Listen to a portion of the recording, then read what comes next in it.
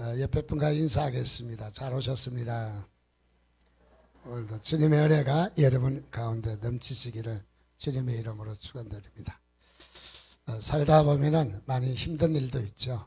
실망되고 짜증나고 또 너무너무 고통스러운 그런 일들이 우리 가운데 있습니다. 여러분 힘내시기 바랍니다. 실망하지 마시기 바랍니다. 그것을 이겨내면 더 큰 축복이 있을 줄 믿습니다. 그래서 우리에게 있는 실망과 낙심은 금물입니다. 우리는 힘을 내서 이겨내는 것이 그것이 우리의 축복입니다. 그래서 오늘 말씀은 인생은 다 때가 있다. 때가 있다. 그래서 어떤 분은 목욕탕이 있다고 그러더라고요. 그런 뜻은 아니지만은 자, 낙심하지 마시기 바랍니다. 그래서 하나님께서 어떻게 우리 가운데서 일하시는가. 오늘 말씀을 통해서 좀 나누고 싶은 것은 우리 특별히 시간이라고 하는 것이 있는데 이 시간이 과거, 현재, 미래가 있습니다. 자, 어제, 오늘, 또 내일이라고 말할 수도 있겠죠. 자, 하나님께서 어떻게 우리 가운데 함께 하시는가, 또 하나님의 함께 하심을 우리가 어떻게 볼 수 있는가, 또 어떻게 느낄 수 있는가. 그래서 하나님은 결론적으로 전에도 함께 하셨고 지금도 함께 하시며 앞으로도 함께 하실 하나님이신 것을 여러분 믿으시기를 주님의 이름으로 축원드립니다. 그래서 하나님은 과거나 현재나 미래나 모두가 우리가 시간상으로 보면 펼쳐져서 지난날, 오늘, 내일로 말할 수 있겠지만은 그러나 하나님은 모두가 하나로 다 우리에게 함께하고 계시다. 자, 그래서 우리는 특별히 현재라는 시간에 살고 있어요. 현재, 지금 사는 것이 현재. 그래서 현재 또 현재, 현재 계속 현재인 거죠. 우리가 사는 것에 현재라고 하는 시간 속에 살고 있는데 우리가 이 현재에 관심이 있고 현재에 집중하다 보니까 그야말로 우리는 잘 못 보는 예가 많이 있습니다. 그래서 우리는 온통 현재라는 시간 속에 살고 거기에 관심이 있고 거기에 집중되어 있다. 그래서 마치 자식이 있기 위해서는 부모가 있어야 하는 것처럼 현재가 있기 위해서는 반드시 과거가 있다는 사실을 여러분 믿으시기를 바랍니다. 그래서 하나님의 섭리는 과거의 역사에서 현재를 만드시고 또 현재의 역사에서 미래를 만드시는 하나님이십니다. 그래서 우리는 과거, 현재, 미래에 모두가 함께 하실 하나님을 찬양하시기를 바랍니다.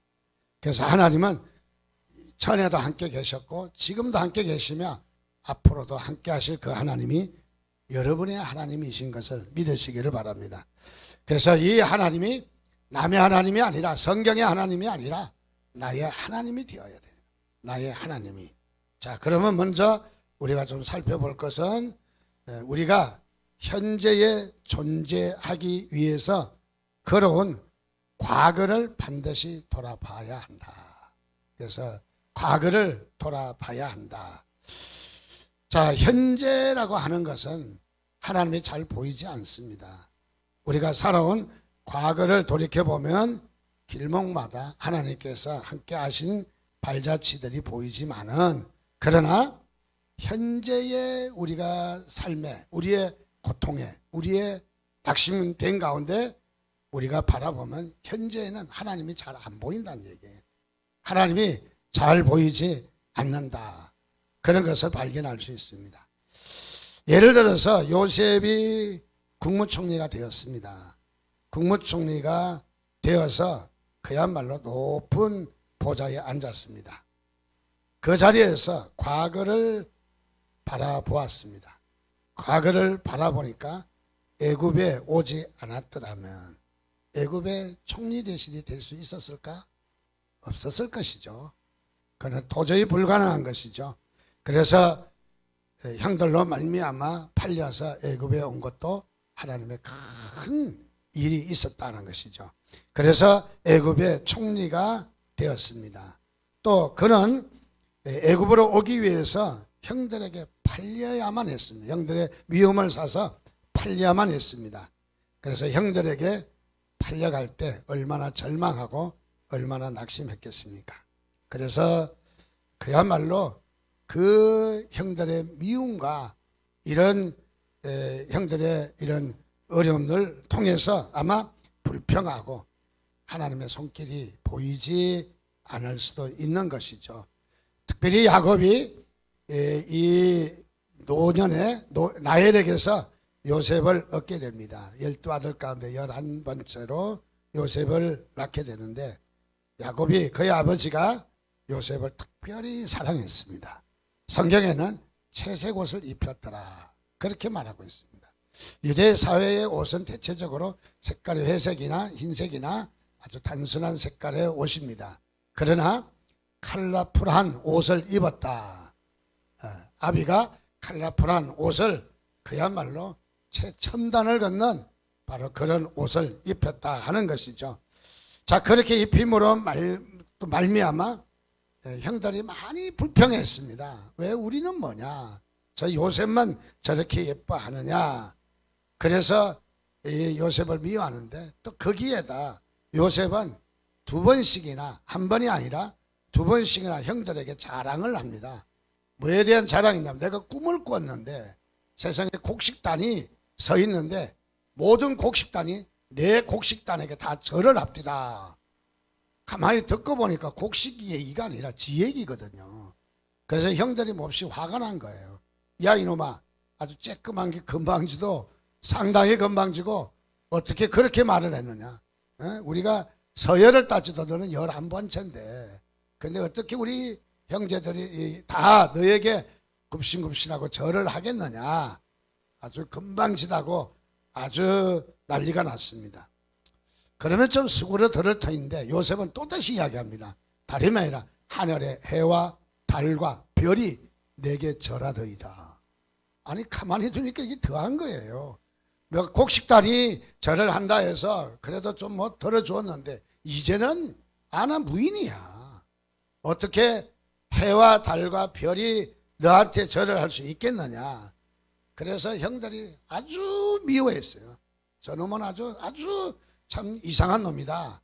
그래서 형들이 미워하고 또 자신들이 아비에 대한 사랑을 많이 빼앗겼다고 생각하니까 몹시 마음 아프게 생각했던 것이죠. 그래서 요셉이 아비의 부탁을 받아 형들이 세겜에서 이렇게 양들을 치고 있을 때 가서 정황도 알아보고 안부도 묻고 그리고 먹거리도 좀 갖고 가서 많이 이렇게 어려울 텐데 좀 먹을 것을 줘라 하고 심부름을 보냈습니다. 자, 그 심부름을 보내니까 형들이 보니까 저기 오는데 요셉인 거예요. 그래서 요셉이 그야말로 이 동생이 오자 형들이 아주 반가워 여깁니다. 왜 반가워 여기냐면 저놈을 죽일 수 있는 기회다. 그리고 짐승에게 잡아먹혔다라고 거짓말하자. 그래서 요셉을 죽이기로 하자. 그래서 형들이 저 꿈꾸는 자가 오는도다. 꿈꾸는 자가 온다. 그러고는 그야말로 이 요셉을 발가벗겨서 이 마른 우물 그야말로 구덩이에다 던져버립니다. 그래서 이 요셉은 그야말로 구덩이에 던지게 됩니다. 그러고 나서 더 나가서 우물에 던졌다가 다시 끄집어내기에 요셉은 그래 나를 기합이나 주려고 그랬겠지라고 생각했겠죠. 근데 그게 아니라 아라비아 상인에게 노예로 팔아버립니다. 요셉의 장래가 이제는 보장할 수 없는 것이죠. 그야말로 그의 생명조차도 다 빼앗긴. 그래서 이 요셉이 은 20냥의 종으로 팔려갑니다. 자, 요셉이 단순하게 은 20냥의 종으로 팔려가는 것은 예수님이 후에 은 30냥에 팔려갈 것을 보여주신 거예요. 예표로 보여주신 거예요. 쉽게 이야기하면 예언을 한 것이죠. 예언을 동작으로 예언을 한 것이죠. 그래서 예수님께서 앞으로 이렇게 팔려갈 것이다 하는 것을 보여주는 그런 부분입니다. 생각해 보면 그야말로 요셉은 하늘이 무너집니다. 가장 그래도 믿었던 형들이 어떻게 나를 이렇게 단순하게 구덩이에 넣어서 이렇게 기합만 주는 정도가 아니라 이제는 끄집어내서 이렇게 아라비아 상인에게 나를 팔아버리는가. 참으로 요셉은 너무너무 마음이 아픕니다. 그러나 이런 절망은 크지만은 그가 총리 대신이 되고 난 뒤에 가만히 살펴보니까 자신이 노예로 팔리고 형들에게 미움을 샀던 일들이 모두가 다 하나님의 은혜였다. 하나님의 섭리였다. 여러분 믿으시면 아멘 하시기 바랍니다. 그것이 절망하고 아픈 마음은 있었지만은 그것이 우연이 아니라 하나님께서 다 요셉에게 복 주시려고 하신 것이다. 그런 말입니다. 그는 캄캄한 어둠에 바로 세계에 있었지만은 그러나 형들이 그를 잡아서 옷을 벗길 때에도 하나님은 요셉과 함께 하셨습니다.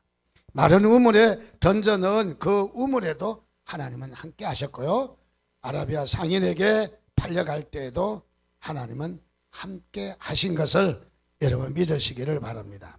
그렇습니다. 우리의 삶에도 뒤를 돌아보면 우리의 삶에 우리의 발자국마다 하나님이 함께 하시는 것이 보일 겁니다.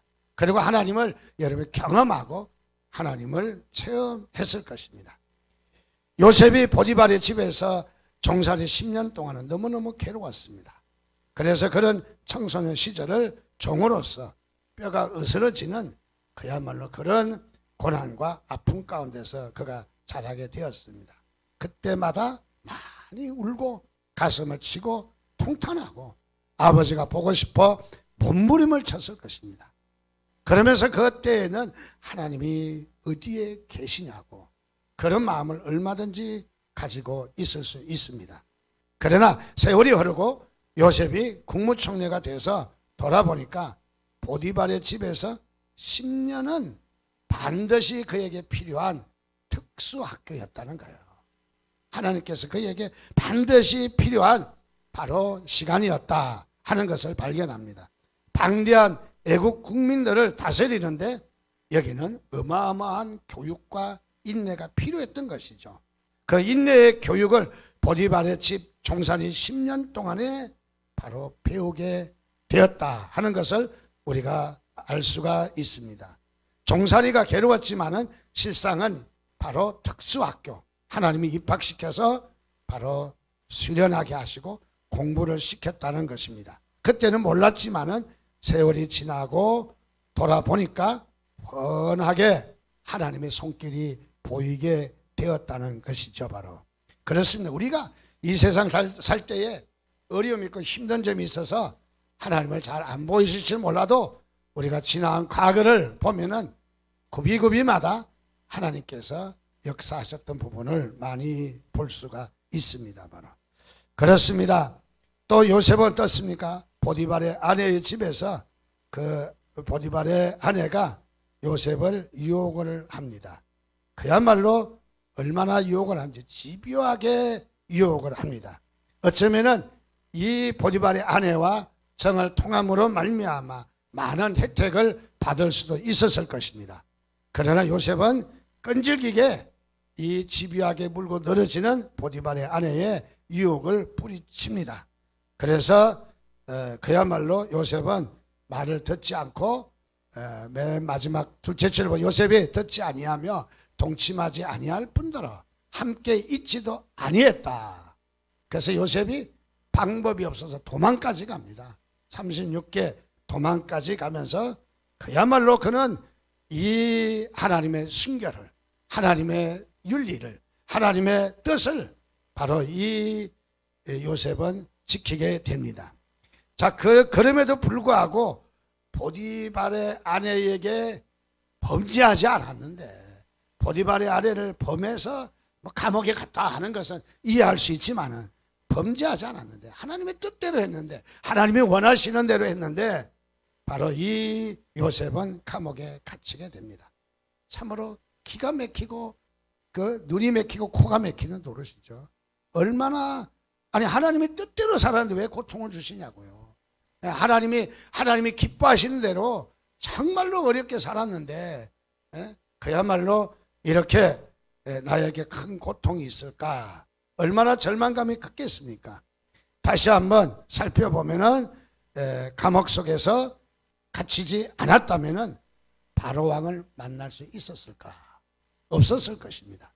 감옥에 갇혔기 때문에 그곳에서 바로 이 요셉은 떡장관과 술장관을 만나게 되고, 그래서 이 꿈을 해석해 줌으로 말미암아 이 장관들이 복직되면서 요셉이 바로 왕의 꿈을 해석하게 되었던 것이죠. 바로 그러니까 살펴보면 요셉이 감옥에 갇히고 오해받은 것은 하나님께서 그를 들어쓰시기 위한 준비기간이었다 하는 것을 말해줄 수가 있습니다. 또 어떻습니까? 요셉은 보디발의 집들에서 감옥에서 3년 동안 옥살이를 하게 됩니다. 또 이렇게 왜 종살이에 이어서 옥살이까지 할까? 참으로 넘어진 데다가 또다시 우리가 이 거듭 닥치는 환난과 고난이 그에게 계속되는 것을 발견합니다. 자, 그래서 이 요셉에게는 왜 이렇게 3년 동안 옥살이를 하게 될까? 한번 생각해 보면 요셉이 종살이 할 때 너무너무 바빠서, 그리고 거기에서 하나님을 경외할 만한 시간이 부족해서, 아마 기도하고 묵상할 시간이 부족해서 하나님께서 그에게 감옥을 통해서 마음 놓고 기도하라고, 마음 놓고 묵상하라고, 그리고 마음 놓고 바로 여기 하나님과 교제하라고 하나님께서 주신 큰 축복의 항아리이시라는 것이죠. 그래서 기도하고 묵상해서 영성을 기르고 하나님과 같은 교제를 하고, 그리고 그에게 영적 눈이 뜨어져서 그야말로 3년 묵상과 하나님과 교통과 영안이 밝아지고 영의 귀가 열려지고 영의 깨달음이 있고, 그리고 바로의 꿈을 명석하게 해석할 바로 이런 지혜를 이 3년이라는 기간을 통해서 주셨던 것이죠. 만약에 이 요셉이 바로 왕에게까지 앞에 갔다 할지라도 이렇게 명석하지 못하면은, 그 꿈을 해석하지 못하면은 애굽의 총리가 될 수 없었을 것입니다. 그것은 무엇이냐면 요셉에게는 3년이라는 옥살이가 얼마나 중요한지 우리가 볼 수가 있는 것이죠. 그래서 그는 귀가 밝아졌습니다. 영안이 밝아졌습니다. 오늘 우리도 이 땅에 믿음 생활하면서 때에 따라서 억울하게 고난당할 때가 있습니다. 때에 따라서 우리는 오해받을 때도 있습니다. 자, 그럴 때 우리가 어떻게 감당을 해야 되는지.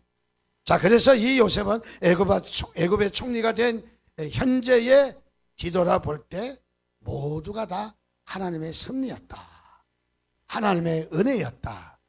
여러분도 믿으시면 아멘 하시기 바랍니다.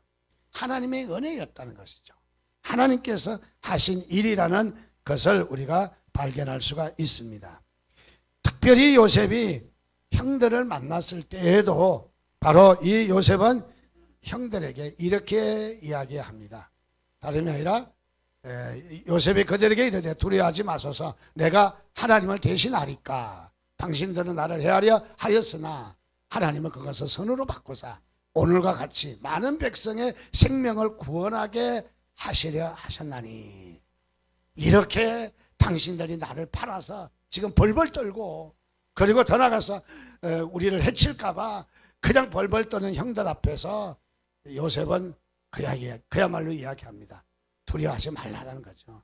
이렇게 한 것은 하나님이 하셨지 당신들이 한 것이 아니라는 거죠. 그래서 형들을 위로하고 또 그 다음에 하나님의 뜻을 밝히 말하는 것을 발견합니다. 역시 요셉은 한마디로 이야기하면 해석을 잘하는 사람이에요. 꿈 해석도 잘했지만은 떡장관의 술장관의 꿈 해석도 잘했고, 그야말로 그는 꿈을 꾸어서 꿈의 비전을 담고 그는 이 꿈을 간직하고 있었죠. 그것은 뭐냐면 꿈에 대한 비전을 안다는 얘기죠.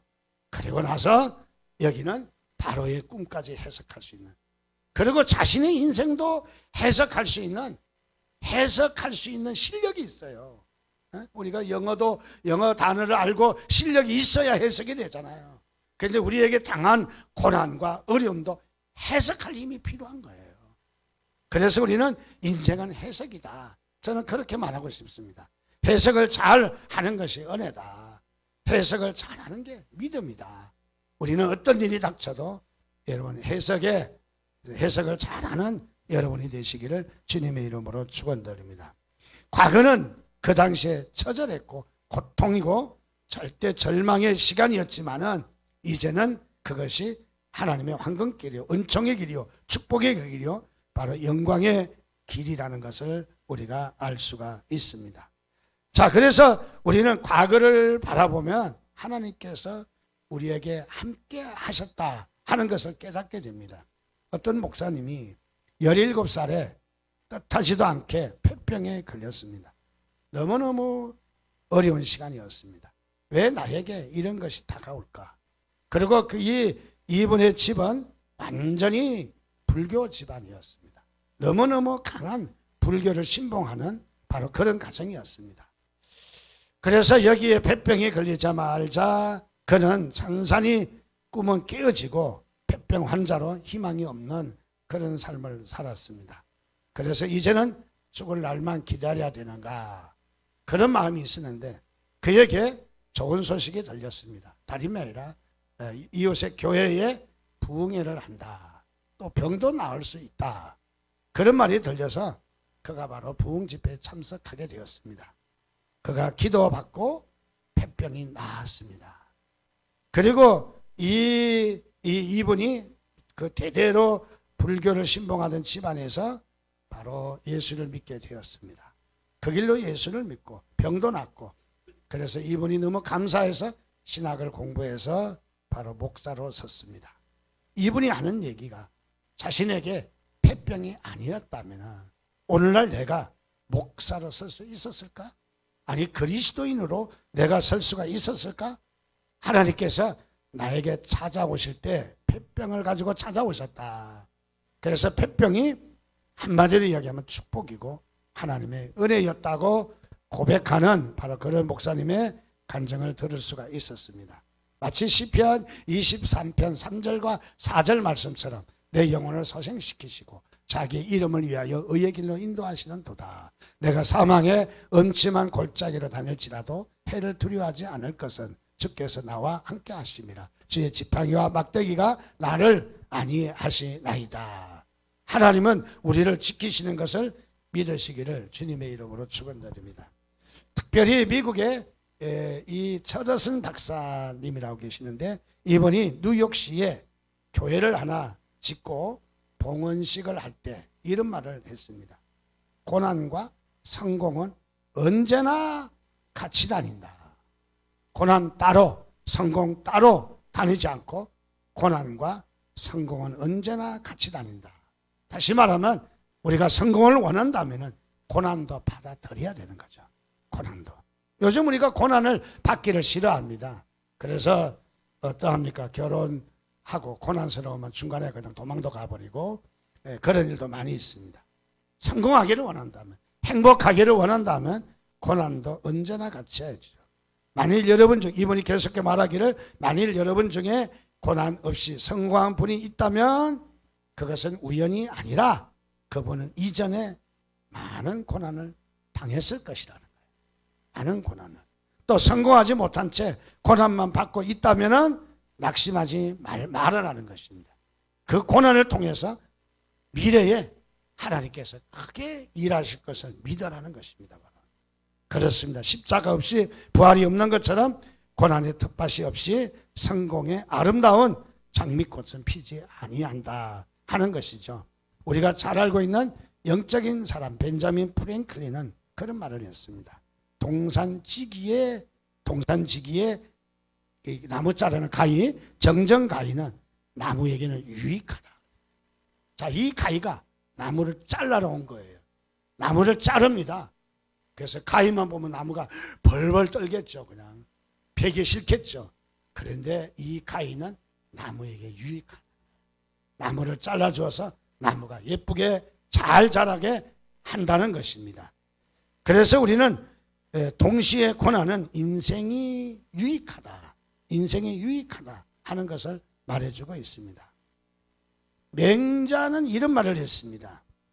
하늘이 우리 기독교 신앙하고는 좀 다르니까 하늘이 큰 책임을 사람에게 맡길 때는 반드시 그의 의지를 괴롭게 하고 그의 근육을 수고한 후에야 큰 책임을 맡긴다. 무엇입니까? 우리에게 마음과 우리의 의지와 괴로움과 또 더 나아가서 육체적인 고통과 이런 것을 우리를 통해서 우리를 훈련하시고 난 다음에 우리에게 큰 일을 맡긴다는 거죠.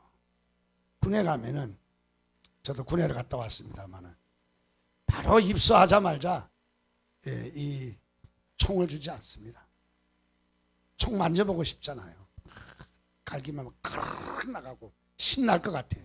근데 오자마자 수용연대에서 주지 않습니다. 신체검사, 저희 때는 한 주간 동안 신체검사하고 이제 배치를 하는 거죠. 그래서 훈련소에 몇 년대 들어가고 가면은 훈련을 뭐부터 하는지 아십니까? 군인이 걸어가는 연습부터 해요. 아니 어렸을 때 다 했거든요.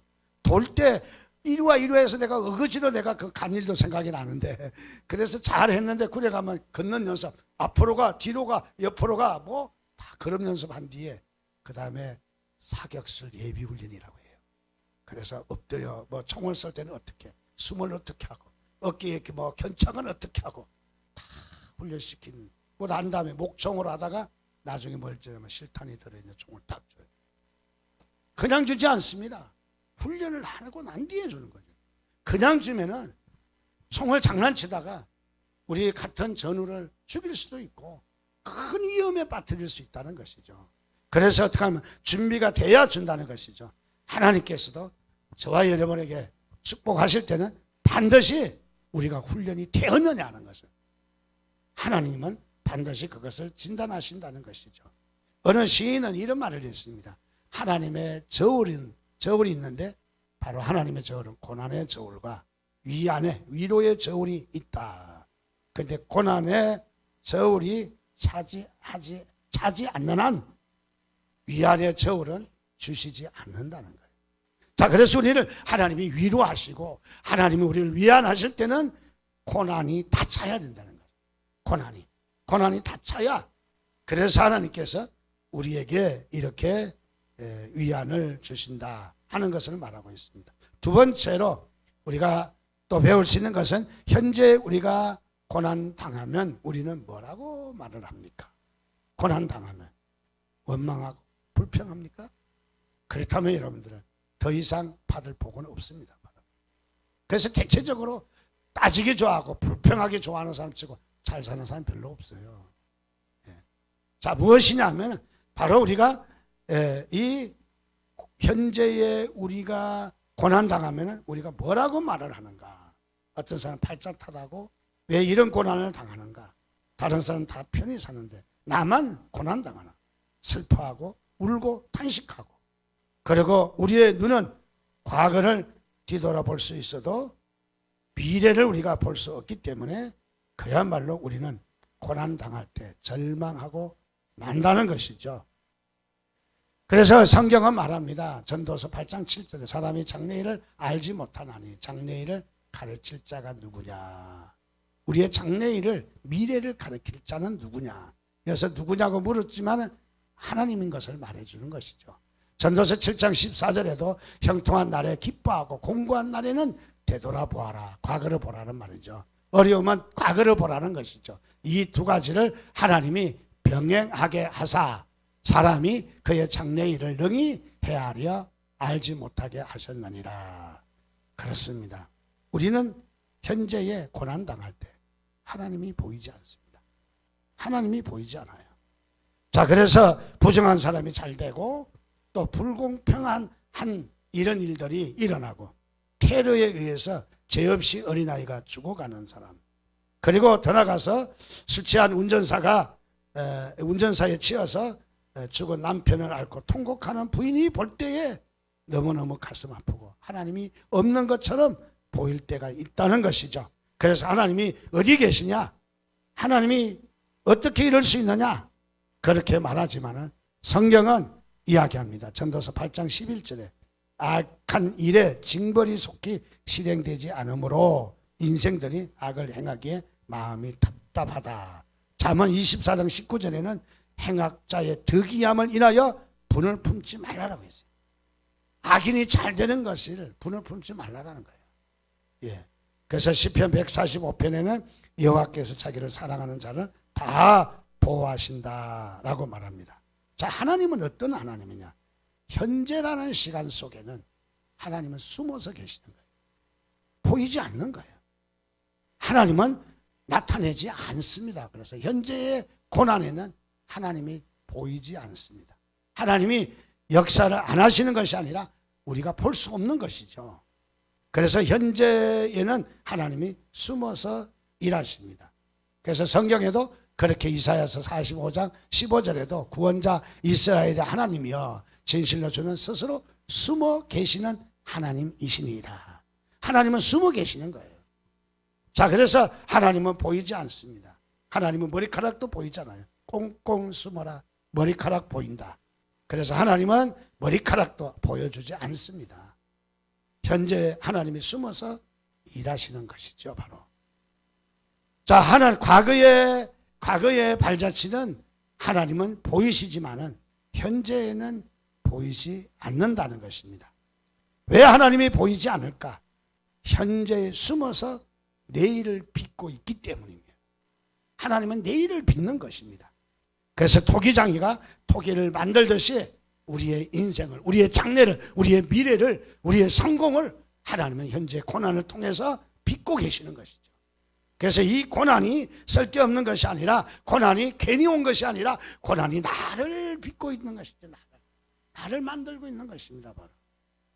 그래서 갈라디아서 6장 7절 8절에도 보면 바로 스스로 속이지 말라. 하나님은 만요리 여김을 받지 않는다. 사람이 무엇이를 심든지 그대로 거두리라.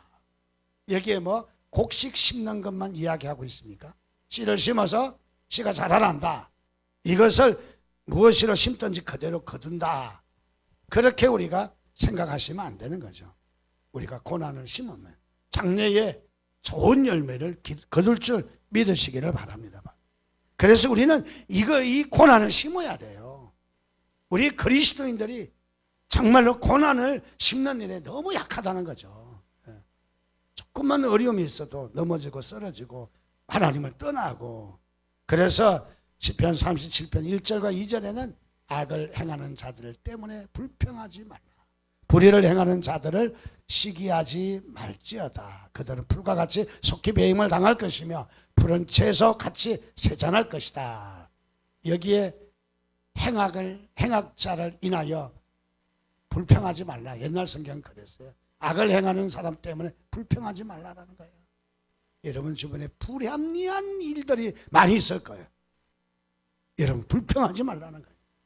불평할수록 여러분은 깎아먹는 인생이 되는 거예요. 내가 내 인생을 걸고 나가는 거죠. 내가 내 인생을 공짜로 덤으로 내가 사는 것이 아니라는 거예요. 내가 내 인생을 살아나가는 책임이 있는 거예요. 그래서 우리의 인생의 삶에 대한 책임을 하나님은 물으셔요. 그래서 심지어는 너무 고통스럽다고 자신의 목숨을 끊어버리면 하나님께서 너는 내 인생을 책임지지 못했고 네 인생을 네 마음대로 결정해서 네가 목숨을 끊었다. 아무리 괴로워도 여러분 자신의 목숨을 끊을 수 없는 거예요. 마찬가지로 우리가 이 세상 살면서도 어떤 사람은 성공하고 어떤 사람은 왜 성공하지 못하는가? 그것은 내가 하나님이 빚고 있는 것을 못 보기 때문에. 그래서 내가 책임져야 되는 거예요. 내가 나를. 그래서 심어야 되는 거예요. 우리는 고난을 심어야 되는 거예요. 지금의 고난이 우연이 아니라는 거예요. 고난을 겪은 사람은 뭔가 진미의 맛을 알아요. 진국을 알아요. 그런데 고난을 겪지 않는 사람은, 고생하지 않는 사람은, 요즘 우리 자녀들이 잘 먹고 잘 사니까 고생하지 않아요. 그러니까 이게 상식도 없고 예의도 없고 요즘 젊은 사람에 대해서 염려를 많이 합니다. 무엇이냐면 고난을 모르는 거죠. 고난을.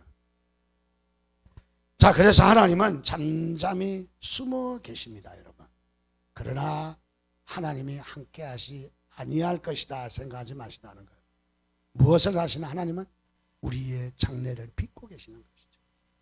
우리의 장래를 축복하시기 위해서 지금 고난 가운데 빚으시고 계시는 하나님이십니다.